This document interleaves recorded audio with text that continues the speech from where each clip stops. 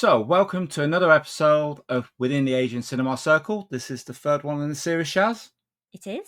And today we've got an extremely special guest, and we're thrilled beyond words.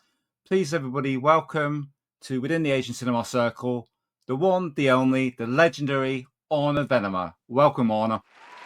Hey, welcome. What's up? How you doing? Yeah, fantastic. How about yourself? I'm doing good. It's quite hot here in Hong Kong. We currently have a typhoon going on, but that's all part of the fun of living out here. Been shooting a lot, doing a lot of like live gigs, music-wise and stuff like that. And yeah, I can't complain, man. Life is interesting, and I get to do cool stuff. So all good. That's fantastic. Yes. Is there anything you care to share with the audience before we get started? Any little sneaky news? Oh, well, any sneaky news? I don't know. We're doing a lot of location videos. We're shooting in Thailand again very soon. We'll be shooting more and more in Thailand. We've got some shoots coming up in Japan as well, in Tokyo, which I'm very thrilled about. And yeah, we're gonna start doing music videos with C.F.K as well. We're gonna get back into that. We did them a few years ago, and I'm thrilled to do that. And some of them may reference Asian cinema as well in a fun way. So I'm delighted to do that kind of stuff. Yeah. Brilliant. We shall all look forward to all that. And yes. Just so everybody out there knows in the audience, Shaz and I owe a massive debt to Arne, because right from the beginning, from the word go, he's been a guiding light for us, and he's given us so much advice. And we really appreciate you, dude. And all the work that you do is absolutely awesome. Oh, no problem. Yeah, I like when people. I like preserving. I like doing the audio comms. All that I've done most of them with Mike Leader, and I like doing the video stuff because we preserve cinema and we find cool stories and cool things to do. So hearing people like it only motivates us to do more, which is always good. How much have they made us laugh, Mike? So much. We really appreciate it. So question one is going to seem kind of mute, really, because you're going to answer this, but everybody's going to kind of know it because everybody knows Mike and Arne. But if you could just tell everybody a little bit about yourself and C.F.K. on the random off chance that there's somebody out there watching this that doesn't know, and then we'll move on to question two. Sure, awesome. So basically, I've done a shed load of audio commentaries with Mike Leader. We don't know how many it is. We know it's way above 100, so we've done quite a few of them, I guess, and they're good fun to do. I also run C.F.K, which is a production company which does documentaries, location videos, interviews, little like views at even times when we have things like future calls. We look at like how the video game industry surrounding Street Fighter affected Hong Kong culture, which is a lot of fun to do. We're active in Hong Kong, Thailand, and Japan. It's a lot of good fun. We just got back from shooting in Macau, and C.F.K is basically run by myself and Matthew Blaze, and occasionally people like Mike Chan as well, who just did a fantastic job shooting in the heat, which was always good fun. And yeah, I also do music as well. I do all the music for C.F.K videos. We also do music videos. We've done commercials as well through the company. Yeah, and occasionally you might catch me somewhere playing live in Hong Kong if you're ever there, or in Japan or Thailand. Oh, wow. And yeah, it's good fun. So I love shooting stuff. I love writing about stuff. I like creating images around stuff, and photography as well, which I love. I've shot some album covers too. So yeah, basic media stuff, creating images and sounds and everything else that hopefully people enjoy. So yeah, that's basically me in a nutshell. It's not first, Shaz.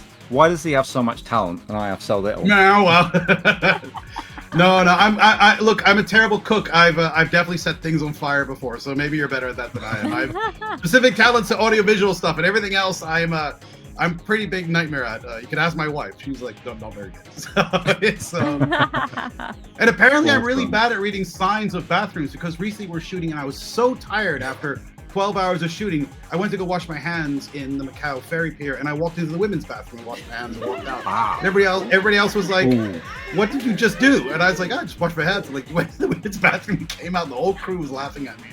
So I don't have perfect. I don't always have. I produce fun stuff, but I'm not perfect by any means. No. Yeah. Okay, so your question two comes from the fanatical dragon himself, and you probably already heard it, but But he says, what is your favorite electronical score for a movie, Hong Kong or otherwise? So thank you, Johnny, for that one. And we're looking forward to this one. I played Johnny's music before on my radio show. I used to have a radio show here as well. And so it's a nice question, Johnny. I love the score that Kenji Kawai did for the 1995 release of Ghost in the Shell. I don't know if you've ever seen that film. It's got synthesizers, very well layered. I like scores that are like, undertone. They're not like these Mickey Mouse scores like dom dom dom dom dom dom. I don't like that stuff. I like scores that are a bit more subtle and under it, and Ghost in the Shell does that really well. I also love the soundtrack. We're going to talk about anime again for Akira. That blends electronics and early samplers with like Kodo drums and all that other stuff. Fantastic stuff. I'm also a huge fan of the soundtrack for a Japanese film called Gunhead. I also love the soundtrack for Tetsuo the Iron Man, which is crazy industrial stuff. I don't know what else. Like, there's so many good soundtracks out there. But I gotta give props to the man and the legend that inspired me so much. Is John Carpenter, because his stuff with the fog and Halloween and I know Morricone did the soundtrack for the Thing, but even that you can hear John Carpenter's like fingerprints. Escape from New York. What a soundtrack that is! So I love that one. And I have a room full of synthesizers, Juno 106s and all that stuff right here. And I do all the music for C.F.K. when I can. So similar approach, make movies or make videos and, compose a soundtrack under that. It's so much personality in that. So yeah, huge high five to John Carpenter and all those other musicians because they do so much fantastic stuff. I mean, I can go on and on and on about this. I can talk about 2 hours about how much I love certain soundtracks, but it follows. That's so exciting. Beyond the Black Rainbow. I just love talking to too. I love They Live soundtrack as well. Yeah. Well, John Carpenter is interesting because I'm just going a little bit of a tangent. He did Assault on Precinct 13 as his, second film. And the soundtrack for that was all electronic, but they were. Nowadays, there's 2 versions kind of film. The one version of the film, you see, it's given to like some sort of orchestra or something like that because people were so against the fact that the soundtrack was electronic. He had to make up some sort of orchestra and do all that. But when you listen to it, it's like, Prophet synthesizers and Lindrum and everything else. So, yeah, it's really, really cool stuff. But yeah, John Carpenter, high five. Kenji Kawai, high five. Everybody who does great stuff with synthesizers, high five. I love it. Awesome. You know what I just realized we need? Because they didn't bring out a 4K of Assault on Precinct 13 and we saw it at the cinema. Yeah. We need release that with Arne and Mike doing a commentary for it. Oh, that would be fantastic. But that's like I say, there are very few films I'd feel intimidated doing an audio commentary for, and John Carpenter is one of them because he's such a huge hero of mine. Like, if there's 3 filmmakers who really inspire me, I think he'd be the top 3 as well. So what a trailblazer. So yeah, there you go. Soundtrack. Fantastic. Yes. Excellent. Right, so I'm going to hand you over to Shaz now for quick fire round 1. We say quick fire, but you can take as much time as you want on this. There you go. Let's do it. So here we go. Yeah. Right. So what is your favorite flavor crisps? Okay, so I've got an abstract answer for this. There are crisps, or chips, as I like to say. I'm sorry, I'm a bit Americanized in that way. I'm Dutch, but American accent. There are chips called Provençal chips. And they are from the Valais in Switzerland. I know I'm getting very typical about this, but they're it's close to like Stillot, Martigny. You can get them Auvergnat, which is like I've spent much time snowboarding and stuff, and they're the best crisps ever. And they got a bit of a sour taste, but they're like salty. Oh, they're fantastic! If you can ever see Provençal chips that come in an orange bag, they are utterly fantastic. So, number 1 recommendation from me: Provençal chips. They are the best. That sounds good. That's a mission for us. Right, yeah. That's an endorsement right there. Go for it. Okay, so next, favorite non-alcoholic drink. Okay, again, very specific. I like things. I drink a lot of soda water because I don't like to drink a lot of sugary drinks, but I do love them. And my favorite sugary drink ever, and my favorite guilty pleasure drink, is very specific. It's Japanese Dr. Pepper. And Japanese Dr. Pepper has a slight smoother taste to it, and it's best if it comes out of a vending machine in Japan, which they have plenty of. And it's cold, and it's got that taste, and it's the perfect soda. It's so amazing. And then I also love, and on a plane, I always like to drink tomato juice with salt and pepper because that's what I like to do. But I mostly only drink it on a plane. Wow. So yeah, very good, very good. Yeah. Man, this is good. We're getting some really good answers. Yeah, thank you. Yeah. So, next question. Let's do it. Okay, so name a band you like. Okay, so band. I'm not a big band guy. I'm more into like electronic music, as I guess could have been guessed by now. Huge fan of Aphex Twin, Autechra, Square Pusher, all those kind of guys. But yeah, Future Sound of London. I'm sure Johnny knows them too. And all that stuff. I love it so much. And then also modern day wise, like I'm big into Dirty Bassett and Amiga Jungleism and 12-Bit Jungle out there. There are local jungle musicians in the UK right now doing stuff with Commodore Amigas, which is really, really awesome, and Akai samplers and stuff. So I love that stuff. So Acid House, IDM, Detroit Techno, I love. You know, Mike Banks from all that stuff is really good. From so yeah, I love it. Warp Records, 90s era stuff. Yeah, really good stuff. So there you go. I don't know if anybody knows what that is out there. I'm guessing some of you will, but that's my jam. So there you go. I'm Acid sure House, some IDM, Well, yeah. Jungle. So there you go. Yeah, that's my answer. Fantastic. 808 Brilliant. Steak, if you want a band, it falls in there. Yeah. Oh, okay. Cool. Okay, so next, your most visited place. Football pitch, really. I play a lot of football. We couldn't play football in Hong Kong for quite a while because of COVID restrictions. For 4 years or 3 years, we weren't allowed to play football here, really. Or it was really hard to play league stuff, and I'm back in that now. And I've had a football team for about 10 years called the Orbits, and we all played orange because that is the best color for any team to wear. If anybody knows that reference. Yeah, basically the team originally was made up of media people. So we've had Jason Tobin on the team, who is, you know, in a whole bunch of stuff on HBO and stuff like that. People know the shows. And Mike Chan was on the team and stuff like that. And eventually, like, as actors started to move on, we've had like architects on the team now and, you know, synthesizer designers and all of this stuff. So yeah, I spent a lot of time on the football pitch and in a place called Don Don Donkey, which is a local Japanese style 3-floor supermarket thing, which is amazing. And they sell all this crazy stuff, including Japanese Dr. Pepper. So if I'm feeling good, I guess. So we might get hold of some of this. You might get hold of some of it. Yeah, I will be your Sherpa up the mountain of Donkey. So yeah, there you go. Excellent. Wow, that's a line. So when you say football, do you mean soccer or American? Yeah, I mean no American football for me. Yeah, you crazy. Like, no, I mean soccer, the real football. That's okay. The stuff we play. I'm European in the end. Now. Yeah. No, I am European. I'm going to call it football indeed. So, you know, I love Ajax Amsterdam. I love Dutch national team. I try and watch all the games, even if it's at 3 or 2:30 in the morning. I'm there watching it. So, yeah, and we did I had so much fun. One of my favorite special features we ever did was for the Eureka release of Champions, in which I did a whole thing about the Hong Kong football team, and that was a joy to do. And Matt Blaze was amazing on that, doing research for that as well. So my main man who helped me out. Good film, Matt. That was our first video we ever did. Champions. Oh, for Champions. Yeah. It's a good film. Yeah, it's a really good film. Yeah. We I think we made that the same time we made the Future Cops extras. And then I think the day we're done with that, we flew to Bangkok and we did something for Era 4444 for the release of a Thai movie called Coming Soon, which is one of my favorite things we ever did. And we visited all the ghost locations, the most haunted locations in Bangkok, and talked about how they inspired ghost films and stuff. So cemeteries, abandoned buildings, all that stuff. So that was mad. Oh, man, it was really good fun. So yeah, there we go. That's my long-winded answer. We're going to spend a lifetime following Arne's footsteps, aren't we? I can see it now. Yeah. Well, yeah. We shall see.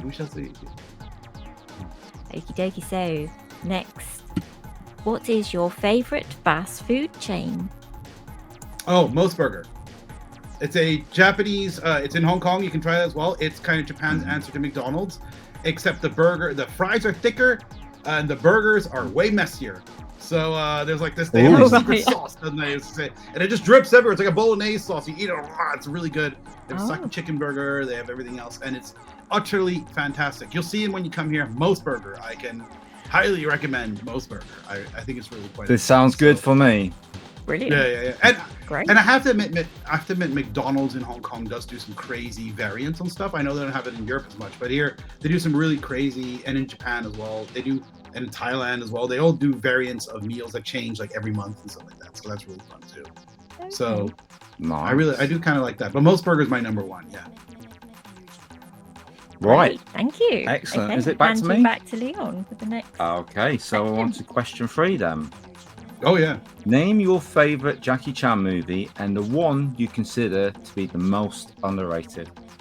So that's an interesting question. My favorite Jackie Chan movie ever is one we did an audio commentary for, is Police Story 3 Super Cop. That's my favorite. I think it's really great. It's a lot of fun. It has all the pop in it that I think it makes a Jackie Chan film a lot of fun. Great performances all around. Underrated, I'm not sure, because I'm not quite sure what. I don't know what in the UK people think is underrated, stuff like that. I always really enjoy Twin Dragons. I think that's a really fun Jackie Chan film, and people don't talk about it too much. And we basically get 2 Chans for the price of 1, right? You know, that's really cool. And there's so many. And there's so many people who pop up in that. You go, oh, I know him. If we did an audio commentary from that, we just have to do it twice, I think, because there's so much stuff going on in that film, and it's really quite fun. So I used to have a VHS tape. I used to have a VHS tape back in the day that had Super Cop and Twin Dragons back to back. So you know, fast forward and everything through that, and that was really cool fun. So yeah, back in the days of VHS, which I miss. So yeah, there you go. They were good days. Twin Dragons was the last retro recommendation I did, isn't it? Because I love that one too. With the bit where he's in the bath with Nina Lee. Oh my god, I just cry every time. Every time. I really enjoy the English dub for that. I know people are like, oh, you can't enjoy the English dub. Whatever, man. Hong Kong, like that English dub is good fun. So it's really good fun. It's fun to sample. And, it is good dub. I mean, Arne probably knows I'm not a big dub guy, but I love that dub. That is a good one. Yeah. Right. So, question 4. Out of all the different genres of Hong Kong cinema, which do you consider your personal favorite? Well, horror and horror and crime dramas, man. I like those. So I love the Johnny To stuff like PTU and everything else. And I love horror stuff. I mean, I've been a huge champion for the Troublesome Night films, but I also love things like Haunted Office and the AM films like 1 a.m., 2 a.m. and all that stuff. So I think those are fun, and I think those films are more Hong Kong than a lot of the films are, because you really get to, they're kind of low budget, especially the Simon Lloyd stuff. They're kind of low budget and fun, and a lot of like kind of in Western horror, a lot of actors started off in that, like Ko Tin Look, Louis Koo, Troublesome Night films. He was in that, and Simon Lloyd actually did a really cool crime film called Paramount Motel, which is Paramount Hotel. I'm gotta remember the name, but I think it's Paramount Hotel, and basically. It's a really hard to find crime film, and he plays a really dark character, and you don't see him doing that often because usually he's kind of a goofy guy, or the guy hosting like a Troublesome Night movie or whatever else. And that movie's amazing. So if you ever find it, it's really good. But as far as I know, I don't know if anybody's got a print of that anymore. So I've tried to find it before, but I think we meant. Yeah, you guys mentioned Troublesome Night as well.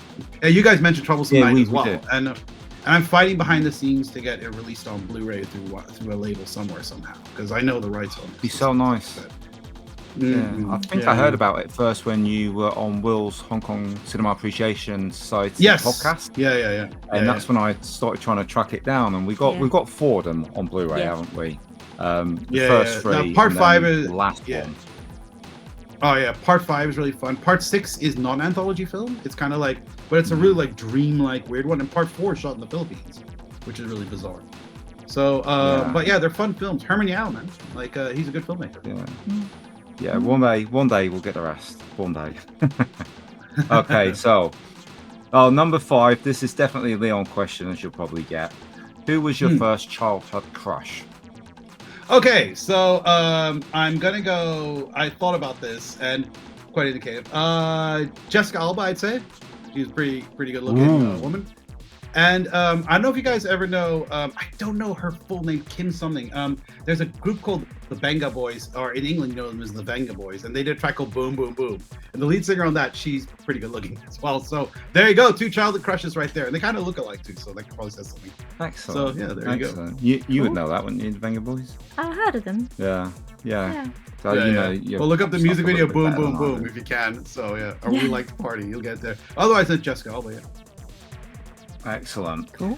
Right, number 6. Tell us who is the individual responsible for getting you into film.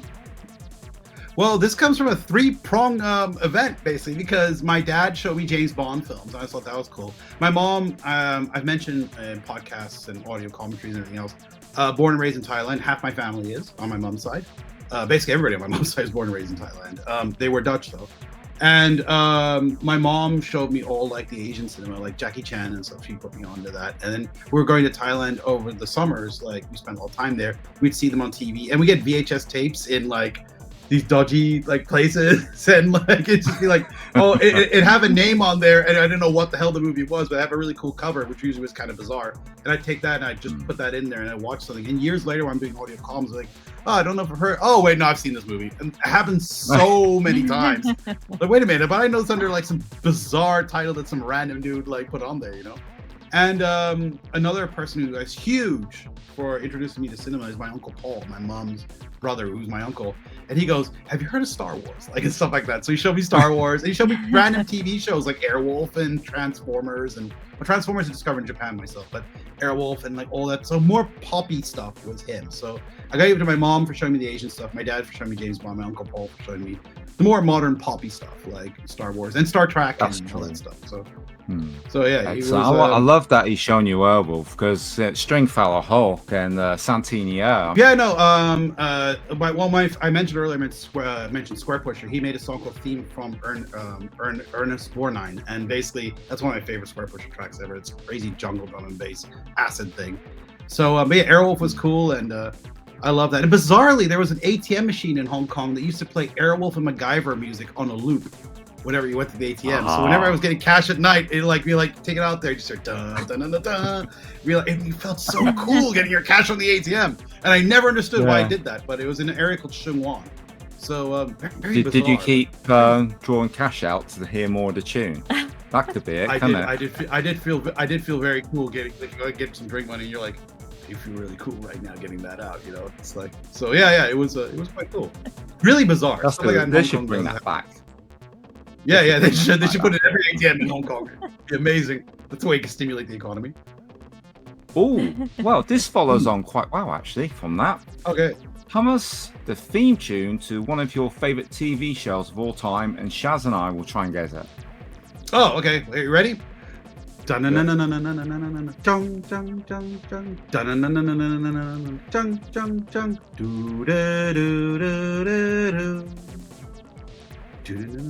Kung Fu. You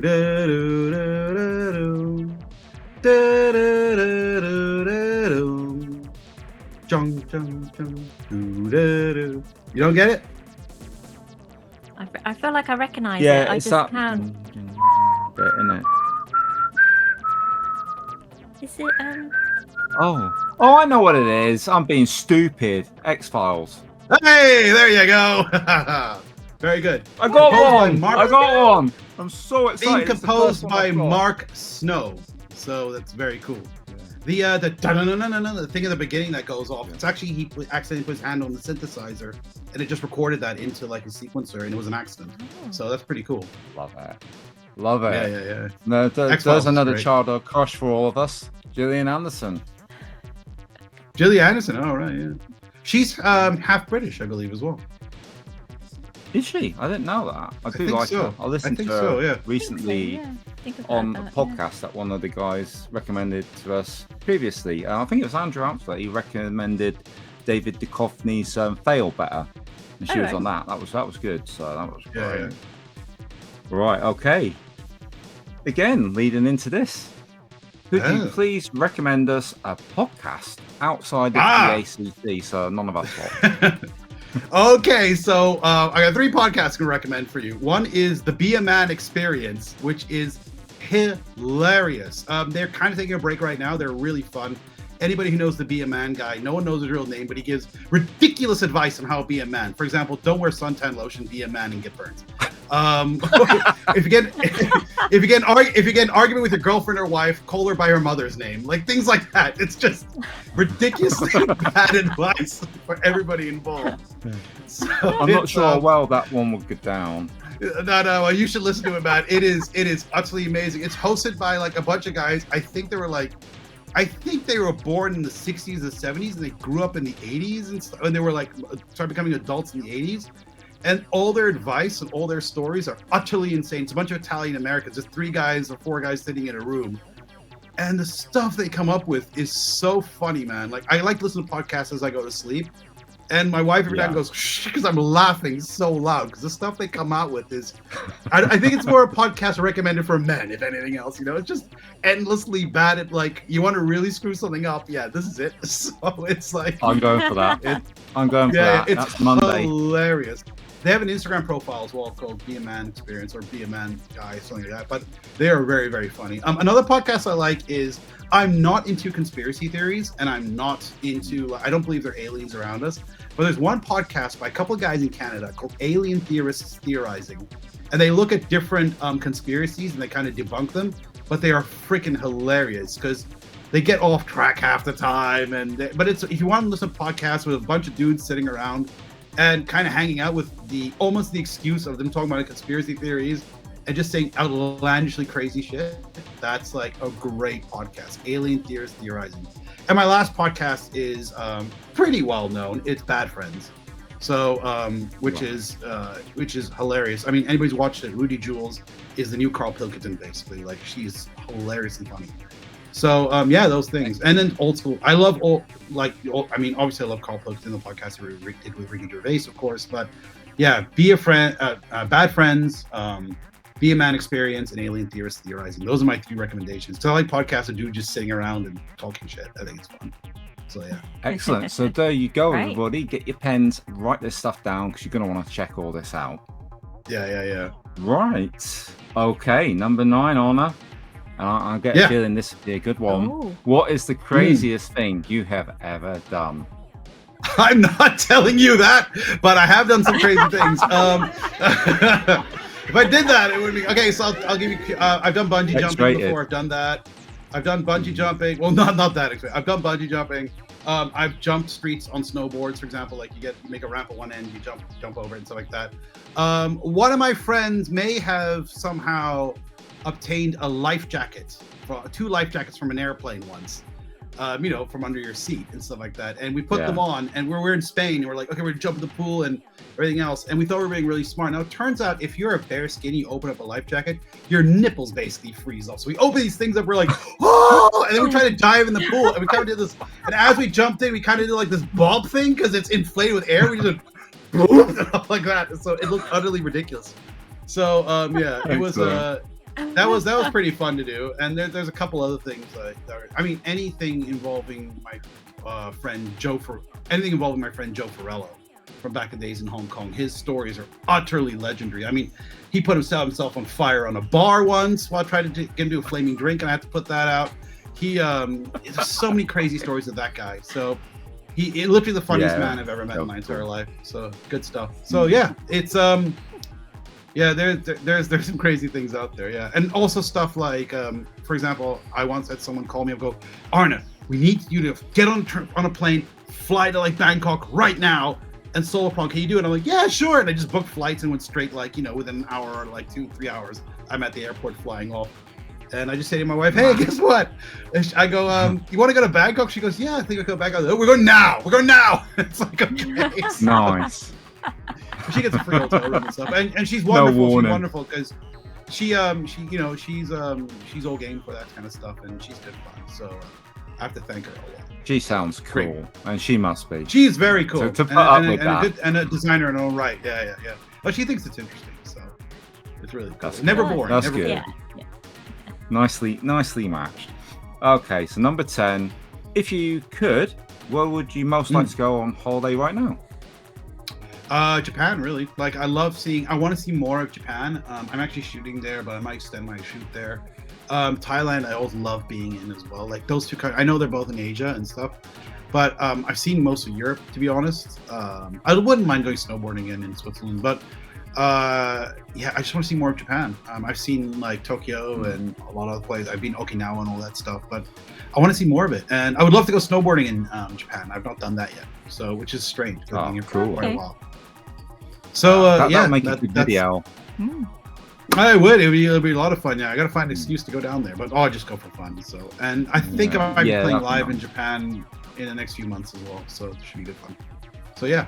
Oh, that's awesome. Cool. I mean, we're saving up for the next after Hong Kong, aren't we?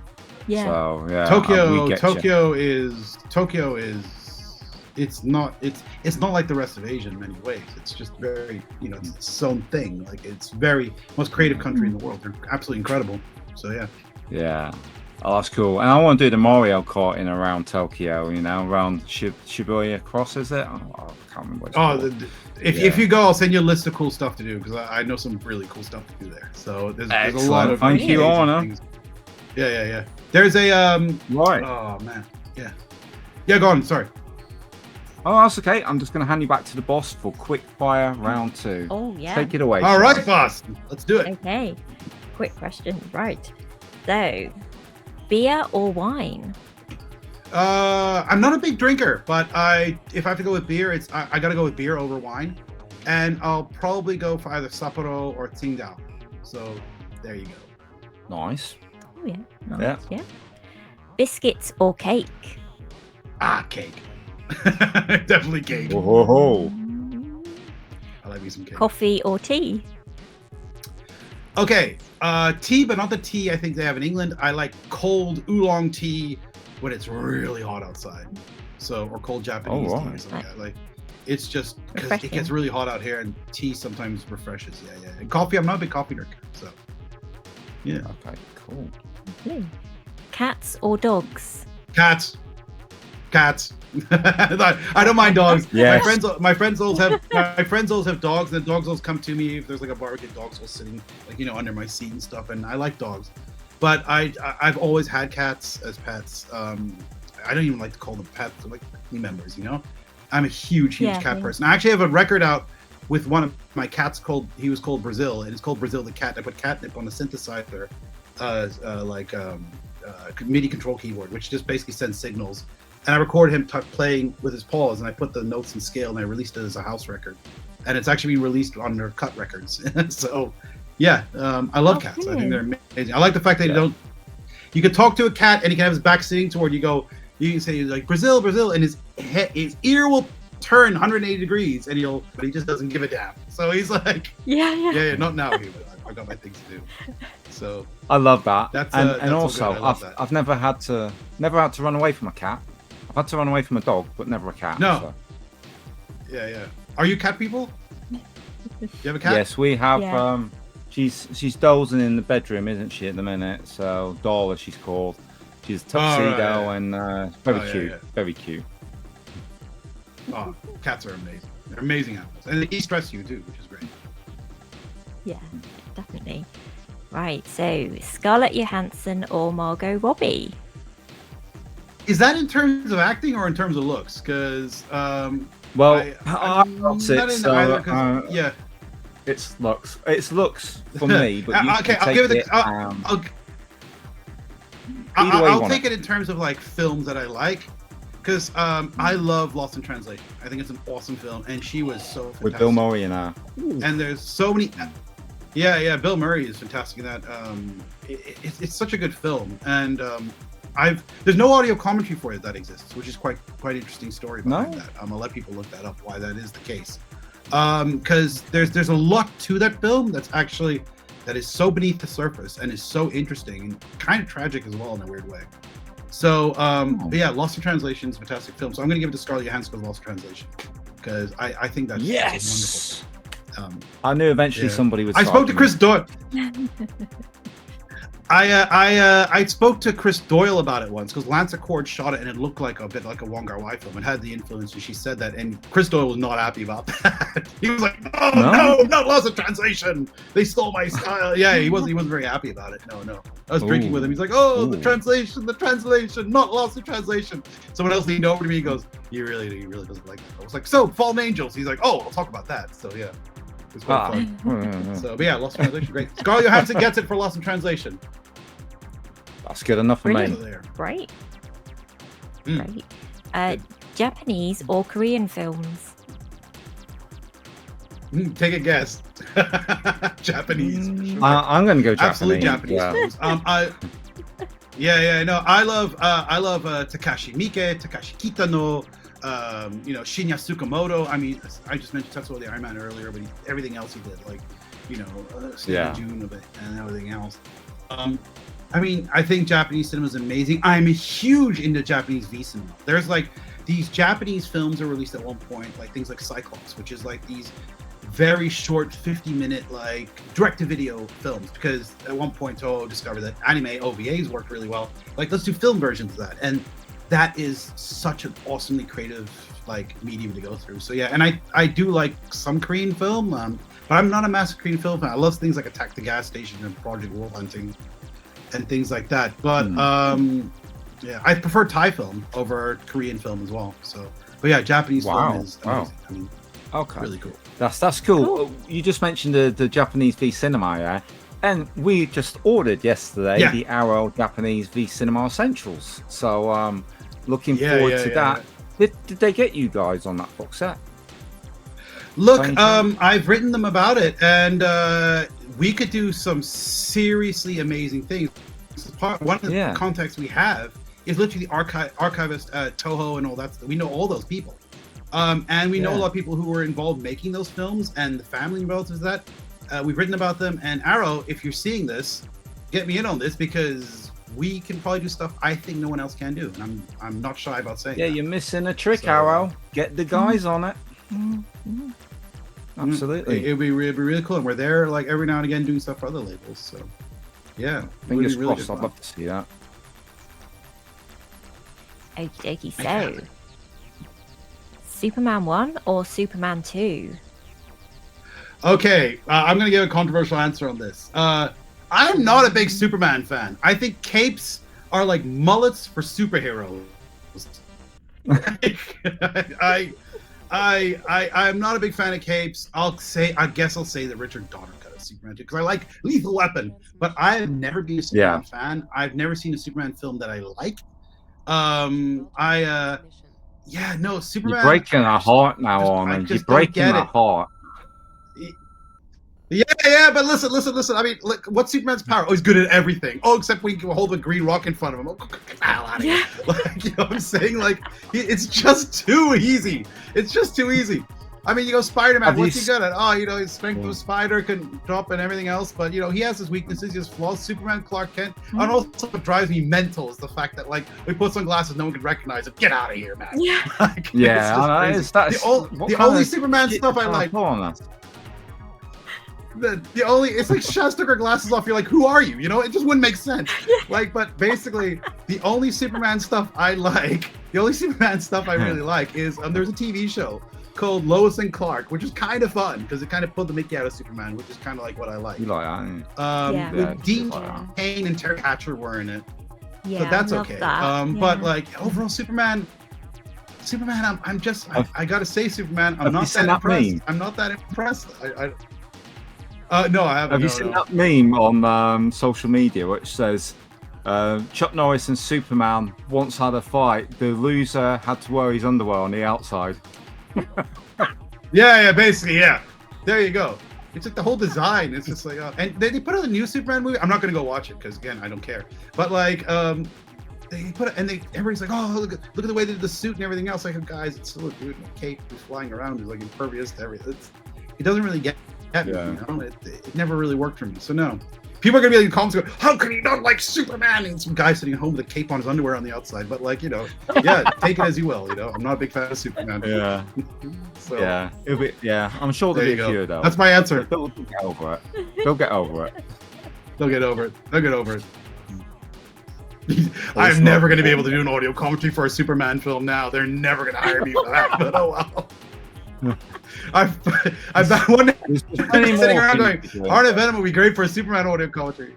I got a lot of stuff to do it. So I've built, I'm standing my ground, planting my flag. So yeah. Right, so Star Trek or Star Wars? Interesting question. So sci-fi versus space opera, two different genres of cinema. Or television or whatever else you want, or basically film storytelling. So here we go. Star Trek I personally think is more about the message, which is like overcoming things, pushing humanity forward, and looking at modern problems through this futuristic or science fiction like lens, which is what good science fiction is about. Star Wars is more space opera based and is about characters and stuff like that. But since I think Return of the what was it again? I jumped in beat. The one that it was, and then he goes, and The Last Jedi. Since because I put it out of my mind, I think The Last Jedi is the worst film ever made, in my opinion. I really hate it. I think it's. I've said this on my radio show why I dislike it. If you have that much money and that much legacy, and you muck it up that badly, and you don't even understand how a trilogy works, so you can't kill off the main villain and then have him put in a jar in the next film and go, oh no, it's fine. Like, it just doesn't work. So that ruined Star Wars for me. The Mandalorian made up a little bit. Oh, I heard you didn't like Picard seasons 1 and 2. Oh no, Picard we did. 1 and 2, that I was, heard you guys didn't like either. Johnny didn't like it, did he? Oh, okay. But we liked all three. But 3 I really liked. I thought 1 and 2 were like not very good at all. And I was like, oh, Star Trek is down the toilet. And then season 3 came out. Oh, this is a bit better. So yeah, Star Trek, I guess for now. But Star Wars, I mean, there is hope, but like the last trilogy was such a mess that it was like, well, and I don't blame J.J. Abrams either. Like, I think he built something good and then we could build off of it. And then it got destroyed by people. Handled it. Ryan Johnson is not my favorite filmmaker. Let me put it that way. So, guess I won't be doing that audio commentary either. But yeah, no. So right now, Star Trek. Yeah, I prefer over Star Wars. And cool. I like science fiction and science stuff. So it's pretty cool. Yeah, that's cool. Yeah, cool. Rightio. So, John Woo or Ringo Lam? John Woo, because I prefer the editing and the camera setups. Okay. And I think that because John Woo is. Ringo Lam is great, Sitting on Fire and so classics, right? But like, if you look at the hospital scene in Hard Boiled, for example, like that's operatic, you know, in a way that's just it's almost musical, like not in terms of musical, but like, you know, the way that the beats come in and the edits come in and everything comes together and it's put together, it's great. And there's a symphonic, I guess is the word I'm looking for, you know. And there's nothing cool in Tequila slamming that glass on there with like the aspirin in it and stuff, so that's really cool. And I love anything with Anthony Wong, and Anthony Wong is fantastic. So in fact, he shows up in Hard Boiled as well. But yeah, no, but I just love the sheer edit and the composition. No one talks much about the edit of Hard Boiled, but it should be looked at more because it's absolutely fantastic. Yeah, that should be flagged more because it's important, isn't it? Yeah, really important. It is. Yeah. So it's a good one. Okay. Jackie Chan or Sammo Hung? Sammo Hung every day of the week. Really? Yeah. I think Sammo Hung's a good guy when Jackie Chan is a good entertainer, and I think Sammo Hung's a good filmmaker. There's a big difference. I think that is a huge difference. Because I think Sammo Hung is more of a leader who they had their own stunt teams and stuff. But look what Sammo did, man. Like, he's not called Daigo Dai, big, you know, the biggest of the big brothers for nothing. I mean, when you look at things like the way he introduced Chinese, let's go back to horror, Chinese ghost cinema, you know, or like gangsies and stuff like that. Counters the spooky kind and all that stuff. Like, and you know, it's just awesome. And that's him, man. Like Mr. Vampire, he was a producer on that, and that's him. It's more about cinema itself, I think, with Sammo than with Jackie. It's more about Jackie Chan. And I think that Jackie Chan performs better under Sammo Hung when Sammo Hung's directing. Yes, absolutely. More hard in his fighting, definitely. Yeah. Because the big brother you can do better than that. You know how that is. Yeah. And I've heard and in terms of personality, I quite like Sammo. From what I've understood, he seems like a more interesting individual as well. But I think pure artistry and understanding cinema and everything else, I think Sammo wins. Like, again, he's a real filmmaker. Jackie's directed films, with Sammo makes genres happen and stuff like that, and pushes people forward more and stuff. So definitely go with Sammo. Oh, that's cool. Absolutely. I got to ask now, because you mentioned Spooky Encounters, why on earth haven't we had Spooky Encounters 2 released? What's going on? Somebody's got to have I'm assuming it's a rights issue. 9 out of 10 times when you're not seeing a film everybody really wants, you got to understand, we help get rights for films as well. We find the right holders and stuff. That's something else the C.F.K. does. We don't really talk about it, but it's something we do. you would not imagine how complicated it is sometimes finding out who has the rights for things. So sometimes, because these films were not meant to be put out on Blu-ray, right? You got to understand that. Right. So no one gave a shit. So it was just like, we're showing the cinema, and then maybe we'll get something else going on. And half the time, it was like, okay, I'm going to get financed by A, B, C, and D, and they're all going to have the rights. And it's like, okay, great. And sometimes when you can find the rights, owner goes, great. If you find the movie, you owe me X amount of dollars. You know what I'm saying? Because we don't have a print. So then you got to go find the prints. And do you have a negative in Hong Kong? Well, it's really humid here, so probably not. If it hasn't shown up at this point, but maybe someone has it in their refrigerator or stuffed under a bed somewhere. It's really complicated. So I'm going to say either rights or availability of assets. So yeah, and there you go. Right. Okay. Answer 9 out of 10 times. Fingers crossed then, because I really like that one. It's also it's a mad film. It's good fun. So I'd love to see. There's a lot of films I'd love to see, but that could be a complex one because I've heard stories that it's in rights development hell. So there's a really cool Thai poster for it as well, by the way. We did a documentary about Thai posters. That's a Thai poster right behind me there, signed by the artist who painted it. And we did a documentary about Thai poster culture. And there's a guy, and that's done by a guy named Jinda. And Jinda did a lot of Hong Kong posters as well, and a lot of American posters which came to Thailand, and local Thai posters too. We did a very in-depth documentary on the Era 4444 release of a movie called Alone, which is a Thai horror film. And we had the interviews with Banjong Pisantanaku and Parpum Wampum, who are the directors of that film. And the interviews are amazingly entertaining. 2 interviews and that one documentary Thai poster art. And the documentary Thai poster art, Matt and me were discussing it, and we were like, this is one of the best things we've ever done because it's super entertaining. And we have our man from Thai poster, we have a couple it's amazing. So if you guys can ever see that one, I think that's one of our best that we've ever done. So yeah, really good. Excellent. Because I do love those types. We have a guy named Phil on that as well, who's on page. Yeah. So we got him on there as well. So Phil. Oh, cool. Great. Right. Okay. Yeah. So number 11. Which film would you most like to see a remake of? Good question. Okay, have you guys ever heard of a film called The Tingler with Vincent Price?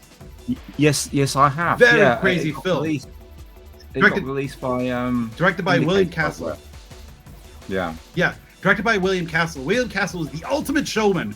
He would do crazy things, like have skeletons fly above the theater. And for The Tingler, it's a monster that it grabs onto you, and if you scream, it'll let you go. But then, if you don't scream, if you can't scream, it'll crush you to death. And he has put vibrating mechanisms under seats. So in that scene, everybody scream, and the cinema screen will go blank, and everybody's seats would vibrate, because in the movie, the Tingler jumps into the cinema, and people would literally scream, and it'd be almost like bringing the thing into real life, you know? I would love to see a remake with that, and with Nicolas Cage playing the Vincent Price role. That's what I would like to see. I'd also like to see a remake of a film. Yeah, I'd also like to see a remake of a film called Hardware, which is a Richard Stanley film. I think it was shot in the UK, and that is ripe for a remake. I have no idea who has the rights for that one. And then I would like to see a remake of a few other films. There's a Hong Kong film called All Night Long, which is about a couple of girls getting stuck in a 7-Eleven with a duffel bag full of cash. And they're trying to get the duffel bag full of cash out of the 7-Eleven and all these weirdos come into the 7-Eleven, and they have to deal with them. Oh, and the duffel bag full of cash is attached to a dead body. So it's a wild film and very, very ripe for a remake. So All Night Long would be very good. And I'd love to see Master of the Flying Guillotine set in a modern setting or a neon-soaked 80s setting. I think that'd be awesome. Yeah. So that'd be really cool too. Yeah, things like that. So. I really like the idea of that. Is Hong Kong still peppered with all the 7-Elevens like it used to be, or? Oh yeah, 7-Eleven, Circle K. There's a rumor they're going to introduce Family Mart here too, which is another Japanese. 7-Eleven's Japanese, and Family Mart is another Japanese line of convenience stores, and there's a rumor they're going to introduce that here too. So it's but yeah, they're everywhere, man. Super useful if you're filming on the streets, and everybody run to 7-Eleven, get some drinks for everybody else, get a production system to do that and stuff like that. So yeah, I love my 7-Elevens. They're great. Really good. Cool. That's good. Right. Okay. So number 12. In your opinion, which television show was cancelled too early? Terminator: The Sarah Connor Chronicles. Ever seen that?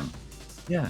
Yeah, Lena. Just Headey, as just yes, correct. Cloud. Yeah, and just as it was getting good, it kind of collapsed. It kind of collapsed, and they were going in the future, and the future war was coming in there, and it brought fresh ideas to the Terminator genre, the Terminator franchise needs new ideas. Like, we can't keep sending Arnold back in time randomly. This is not working anymore. You know, how many times do you want to do that? Like, it's just like, oh, I'm from the future. You know, it's like, well, okay, we get it, guys. So, I think that TV show. Damn it! We need to do the TV series and not another silly film. There you go. That's pretty good, actually. Yeah. There's another TV show called Girl from Nowhere, which is absolutely fantastic. Girl from Nowhere is kind of an anthology TV show from Thailand, and it looks I think it's inspired by, not by Japanese anime, but Japanese anime aesthetics. And I think they ended kind of on a cliffhanger, and Netflix was doing it. And oh my god, that is an amazing show. So yeah, Girl from Nowhere. I think they went up to season 2, and I'd like to see season 3 as well. So those two TV shows I would love to see more. I think you can get it it's on Netflix, so maybe you can get it in We'll the UK. check that out. We'll definitely check that one out, Shaz. Yeah. Girl from Nowhere. The first 2-3 episodes are quality so, but then they up the quality significantly, and it's all young directors trying stuff out. And Thailand does a good job of fostering young directing talent. So, well, you know, we trust you. We definitely trust you. Definitely check it sure. out. Yeah. Definitely check it out. Girl from Nowhere, everybody. You know, great stuff. Well, this would be interesting because I don't know if you actually collect. I imagine you do. Out of all the Blu-ray labels out there, which one do you have most of in your collection? Well, Eureka, because I've done most of the stuff for Eureka. So we get comp copies of everything we do.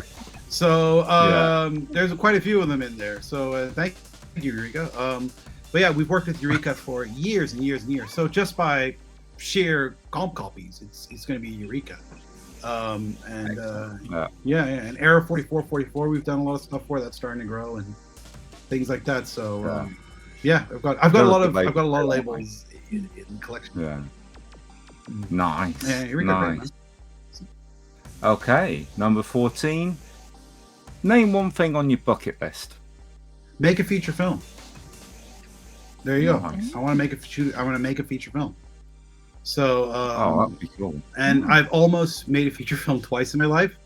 One time it kind of like fell apart because just producers arguing with each other, and another time it fell apart because of COVID. I think that's a known story because they didn't even announce it like publicly and everything else, and it fell apart. And I'd written it, I would have directed it, and I would have done the score for it. One of the films, the score actually exists because I wanted to play the score on set so the actors could hear it, so they could feel it.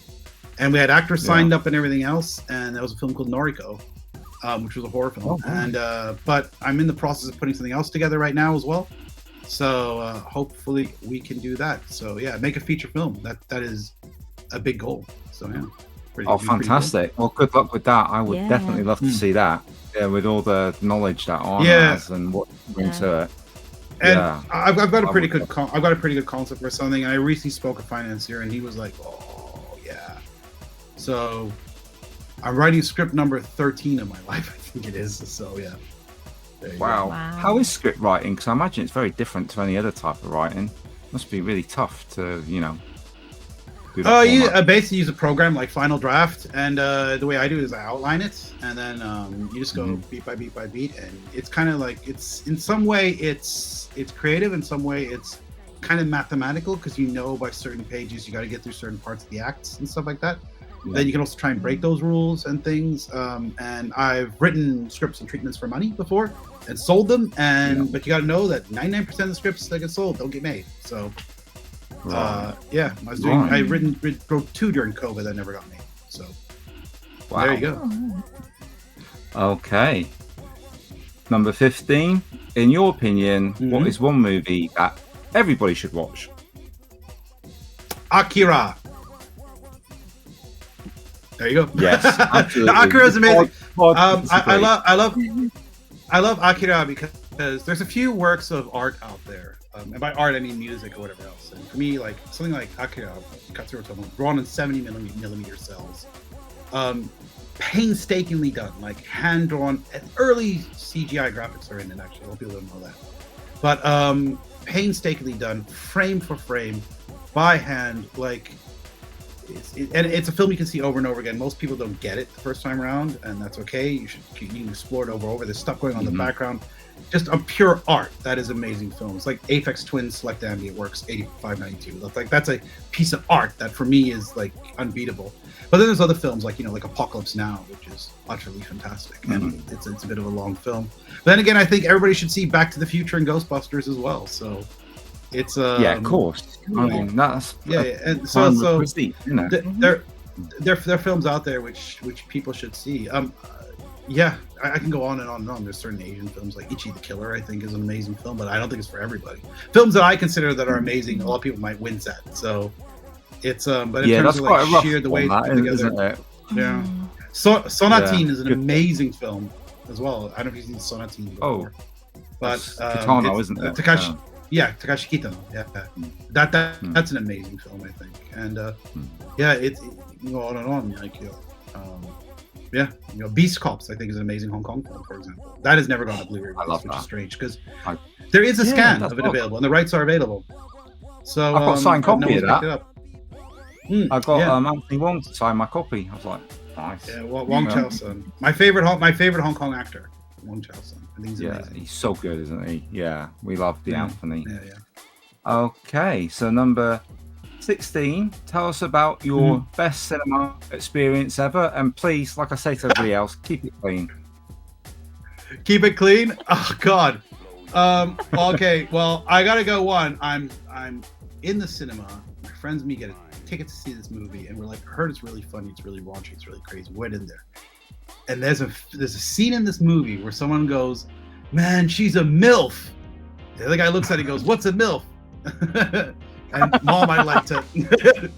And the cinema exploded. That movie was American Pie. An American Pie I've never heard a cinema go so crazy and laugh so hard and so much as with American Pie. Because my God, and I know there's some people out there like I said somewhere else I love American Pie. Someone said, "Oh, that's an inappropriate film." It's politically incorrect.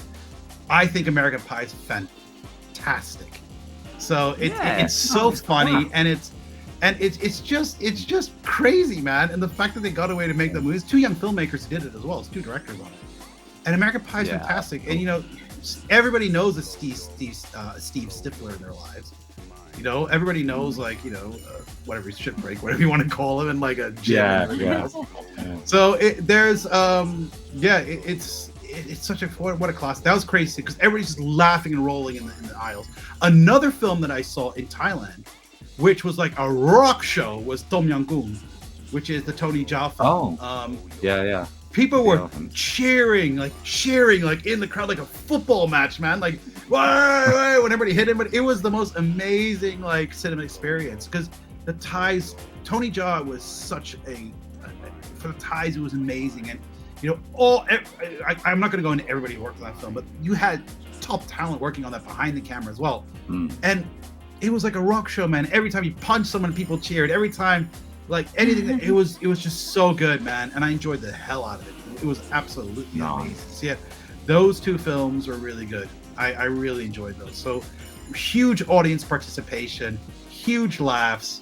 And if those, it's something you go, man, I wish the directors and stars were here because they could see all the amazing responses they got from the audience. So yeah, those two films would be in my top. Just pure audience response, amazing, absolutely amazing. That makes the difference, doesn't it? Yeah. Audience that it gets involved. Really that makes all the difference. It is the entertainment business for a reason, so they did a good job. Okay, so tell us about a fight scene that completely blew you away. I'm actually going to go back to Tom Yum Goong again. The warehouse fight scene in Tom Yum Goong is incredible because Tony Jaa is not only showing his ability to fight, but athletic skill. That is, it's you're poised to say a Hong Kong like film, but like that was everything. It was amazing to me because they'd obviously watched a lot of Hong Kong cinema. There's a nod to Jackie Chan in the film with the famous Jackie Chan look-alike. But the scene in the warehouse is freaking fantastic, man. Like, so yeah, that's one that really jumps out of my mind because I saw Hong Kong cinema there. I saw their own spin on it, which is what I love when cinema takes something that's inspired them and puts their own spin on it, not just copy it. So I thought that was utterly fantastic. I also, that I think for me that'd be the number one. And Police Story, the playground fight scene is absolutely incredible as well. That's absolutely wild. Yeah. And we did a location video for that. We actually went there and filmed there in 38 degrees heat. So that was quite interesting. Oh, so yeah, that's mental. No wonder they did that fight scene at night. It's that hot during the day. Yeah. Yep, found that out soon enough. So just will experience that soon. Okay, so number 18. In your opinion, what is the sexiest movie scene of all time?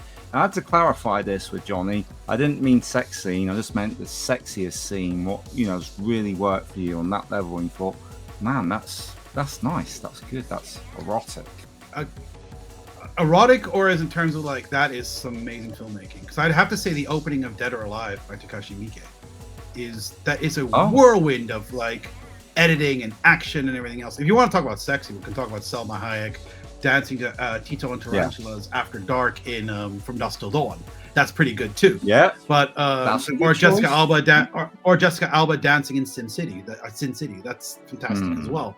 But in terms of a scene that I go, fuck, that's cool, man. That's like there's that scene, the opening scene in Dead or Alive. There is a film Nicolas Cage made recently called I can't remember the name. It's directed by Panos Cosmatos, who is the son of the director who supposedly directed Cobra and things like that. Mandy, it's the name of the film. And Mandy, there's a scene in which the main villain is standing over like his victim, and they shot it with extremely shutter speeds, and I think they multi-layered it as well. And he's moving in and out of. It's incredible. So technical speaking, that is quite amazing. And there's another scene that I really always blew me away, which is again Apocalypse Now, when Martin Sheen, he's going toward a bunker at night, near the French concession, I think it is, and there's gunfire going off, and he goes up to one guy, he goes, "Who's in charge?" And then somebody turns to him after he just arrived and goes, "I thought you were in charge." That's a scene that is like, I find that sexy in terms of filmmaking, because I'm like, that works right there. So, well, that's cool. Yeah, I mean, that is definitely open to interpretation, and I like those answers. I think they're all good. Yeah. There you go. So I like editing, and I like technique. So those are all really, really cool. This is great. We're getting to know so much more about On. I hope everybody appreciates this. I'm sure they will. I hope so. Or they're like, oh my god, he's crazy. One of the two. So it's a mad. We know you're crazy.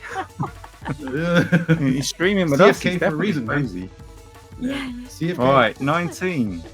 Which horror movie is the one that most messed with your head? And by that I mean horror movies. Horror movies never scare me. I knew I wouldn't respond properly to horror films when I was a kid, and they showed us the original Hellraiser at my friend's house, and everybody was young, everybody was terrified, and my response was that how did they do that? That's really cool. I like the lighting, I like the shot when it comes out of the ground and stuff like that. So everybody's scared, and I was like, okay, I want to know how they did this, because it's almost like a puzzle for me whenever I watch a film. The one film that did scare me, which people will be like, oh, read that one, is I watched The Ring when it first came out by myself at home at night, in the dark. I watched The Ring on an old CRT TV of 1998 or something like that. I watched that, and when she comes out of the screen, like Sadako, she comes out of the TV screen onto the floor. This is the original Ring, the Japanese one. Yeah, that's proper freaky, that one. Wow. That scene, man, I was not expecting that, because it's a slow burn, the film. So that scene, I was like, A, I thought it was really cool, but B, I was like, oh, holy shit, that's actually really scary. So that's the one time I ever got scared from a movie ever. So pretty and that of course, got me, that one. Hiroyuki Sanada is in that as well, and people don't often think that now because of everything he's done. Very much so. Yeah, very much so. He's a very good dramatic actor, and a lot of people when he played Scorpion in the recent Mortal Kombat film, that's more drama. He's not doing all those fight moves, but he's Oh yeah, he's a good dramatic he's actor. certified a great actor. Yeah, things like Mr. Holmes that he turned up in, and that the war film with Colin Firth. I can't remember what it's called. Oh, the Railway Man. The Railway Man. Yeah, that was fantastic performance. Yeah. Okay, so this is the final question. In the year ahead, what are you most looking forward to? Can't really say. For NDA reasons. Go on, tell us. I can't say it, but I'm looking forward to shooting and making a lot of music again. Like basically, it's what I do. It's what I always do. It's just something I do. And I'm looking forward to doing projects that I want to do for a long time. And I'm just really excited. It's just awesome. And I'm looking forward to shooting more music videos. Honestly, that's something I'm excited about. But yeah, no, there's other bigger projects happening that I'm just really excited to get into. So yeah, should be. That's fantastic. Should be amazing. Yeah, pretty amazing. Yeah. So much to look forward to from Arne for everyone. You know, for us and everyone. That's brilliant. Right. So finally, then, do you have a question for the number 2 for the rotating question for the next person, whoever that may be? I thought about it. I think I have a good one. If you could take any movie where you could switch the actor playing the protagonist and the actor playing the antagonist, what movie would that be? Ooh, I like that. So that basically means if Face Off. Yeah, well, actually, that doesn't count. But you know what I'm saying. If you could just switch, if you could switch them around, what movie would it be? I mean, there's so many crazy options out there, and when you really start thinking about it, you go, that'd be good, that'd be good, because you instantaneously go, oh, well, that'd be a totally different spin on it. Maybe you can make the film darker, maybe you can make the film more interesting.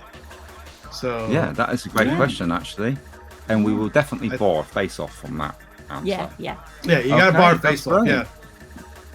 So yeah, thanks so much for having me on. It's fun doing your 20 questions show, and all that stuff was good fun.